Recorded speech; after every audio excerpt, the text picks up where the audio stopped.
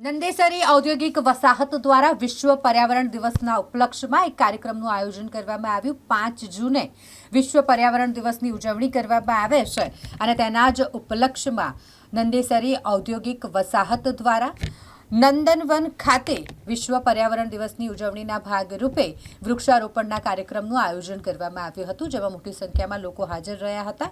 વૃક્ષારોપણ ખૂબ જ જરૂરી છે અને એટલે જ વિશ્વ પર્યાવરણ દિવસના ઉપલક્ષમાં આ કાર્યક્રમ રાખવામાં આવ્યો હતો, જેમાં ગુજરાત પોલ્યુશન કંટ્રોલ બોર્ડ એટલે કે જીપીસીબીના અધિકારી જીતેન્દ્ર મહેડા, નંદેસરી ઇન્ડસ્ટ્રીયલ એસોસિએશનના ચેરમેન બાબુભાઈ, તેમની સાથે નંદેસરી ઇન્ડસ્ટ્રીયલ એસોસિએશનના હોદ્દેદારો, ઉદ્યોગપતિઓ ખાસ ઉપસ્થિત રહ્યા હતા। તાજેતરમાં જ યુપીએસસીની પરીક્ષામાં ઉત્તીર્ણ થયેલ હર્ષિત ગોયલ પણ આ કાર્યક્રમમાં હાજર રહ્યા હતા।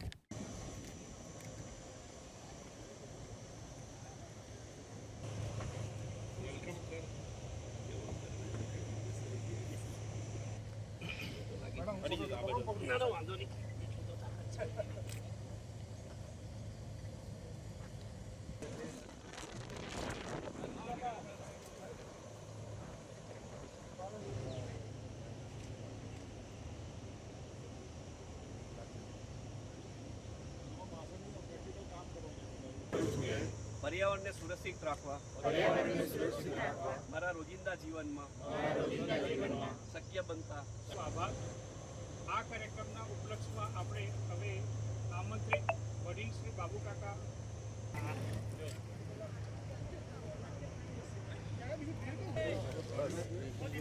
ઘડી પડી ના કલ નહીં आता અમારા રેસ્ટોરન્ટના મૂળિયા મજબૂત છે।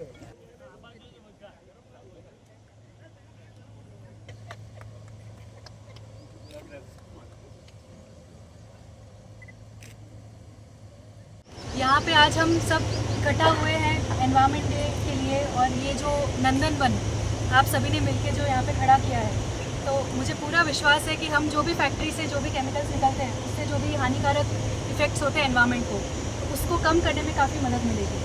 मेरा यही आग्रह रहेगा कि जैसे हर साल सरकार एक नई थीम निकालती है लोगों को अवेयर करने के लिए एनवायरनमेंट के भागरूपे आज नंदनवन જે નંદેસરી ઇન્ડસ્ટ્રીયલ એસોસિએશન દ્વારા ડેવલપ કરવામાં આવેલ છે, એમાં આપણે આજે પ્લાન્ટેશનનો પ્રોગ્રામ રાખ્યો છે।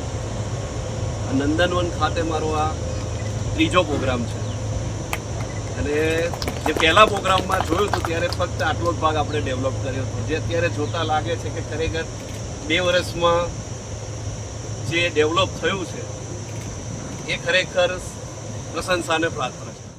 એના માટે વૃક્ષો વાવો। દરેકના ત્યાં જાત જાતના ગેસો નીકળતા હોય છે, તો એવા વૃક્ષો વાવો કે તમારી ચીમની ઢંકાઈ જાય, તમારા ગેસો તમારા પૂરતા રહે, બહાર ના આવે। અને તમારા પૂરતા રહેશે તો તમને ખબર પડશે કે આ ગેસો કેવા લાગે છે, એ તમને ખબર નથી પડતી। તમારે ત્યાં ઉત્પન્ન થયા અને બહાર જતા રહ્યા એટલે બહાર એને તકલીફ પડે છે। બહારવાળાની વનસ્પતિ એ બહારવાળાના વૃક્ષો ખલાસ થઈ જાય છે। તો જે તમારે ત્યાં ગેસ નીકળતા હોય એ બધાએ જે બી જમીન અવેલેબલ હોય ત્યાં વૃક્ષો વાવે, એમની ચીમબી ઢંકાઈ જાય, એમના ગેસો એમને પૂરતા રહે। કમ્પાઉન્ડ વોલની આસપાસ રાખો। કમ્પાઉન્ડ વોલની તમારી જે બાઉન્ડ્રી છે તમારી અંદર, બહારની બાજુ પહોંચી હોય તો અંદરની રાખો। અંદરની જગ્યાએ ચારે બાજુ જો વૃક્ષો આવી જાઓ તો તમારા ગેસો જે તમારી ફેક્ટરીની બહારની છે એ દેખાશે। એર પોલ્યુશન કંટ્રોલ થશે, કારણ કે તમારે પછી રહેવાનું છે ફેક્ટરીમાં। એટલે આ એક બહુ અગત્યની વસ્તુ છે। એ કરો પછી એમ કે ગેસ નીકળી ગયો અને મારે અહીંયાથી ફરિયાદ આવે કે ભાઈ આ ગેસ આવ્યો અને પછી ત્યાં બધી ખાત થઈ ગઈ, તો એ ના જોઈએ મારે। અહીંયા કાયમ મારે ફરિયાદ હોય છે। હા, એટલે એ કહી દઉં છું, જે ઇન્ડસ્ટ્રી ખબર છે લોકોને કઈ ઇન્ડસ્ટ્રીનો ગેસ અહીંયા આવે છે, એટલે એ પૂરતું જરા ધ્યાન આપે કે જરાય ગેસ અહીંયા છેટે નહીં, એ આવે તો તમારે ત્યાં અટકી જાય, એ જ કરવાનું છે। અને બધા જો આ વ્યવસ્થા કરશે તો મને લાગે એર પોલ્યુશન 0 થઈ જશે। અને એ જ રીતે વોટર પોલ્યુશન બી છે। એક ચોમાસામાં એક ઝાપટું આવ્યું એમાં તો આવી ગયું ગ્રીન કલરનું પાણી વહે છે, એ એકનું પાણી નથી, 3-4 ટનનું છે, શોધી કાઢ્યું છે મેં। અને એ લોકો તાકીદ થઈ જાય ને તો એમની સામે પગલાં લેશે। અત્યારે મારી પાસે બધા રેકોર્ડ છે કે આ લોકો પાણી છોડે છે, ક્યાં છોડે છે. ભારત આવતું નથી તો ક્યાં જાય છે. એટલે આ એક વસ્તુ છે, સ્ટ્રોંગ વોટરમાં તમારું પાણી જરાય જોઈએ નહીં વરસાદ વખતે. અને પછી હું ગેટ બંધ કરું એટલે રાતના 12 વાગે અથવા સવારના 5 વાગે ફોન આવે કે મારી ફેક્ટરી ડૂબી રહી છે, આ થઈ રહી છે. તો ભાઈ એ તું બાજુવાળાને કહે કે તારું જે બી ગેસ નીકળતો હતો એટલે મેં ગેટ બંધ કરી નાખ્યું. પાણી તમારું વરસાદનું આવે છે, મેં ડ્રોઈંગ મોકલ્યું છે કે પાણી કેવી રીતે કલેક્શન થાય. સુધીરવરમાં ફેક્ટરીમાં વરસાદ પડે છે ત્યારે હું આ પાણી વાપરવાનું બંધ કરી દઉં છું. ઉપર જે છાપરું છે એની જે આવે ને એ મેં ડબલ વાલ લગાવ્યા છે.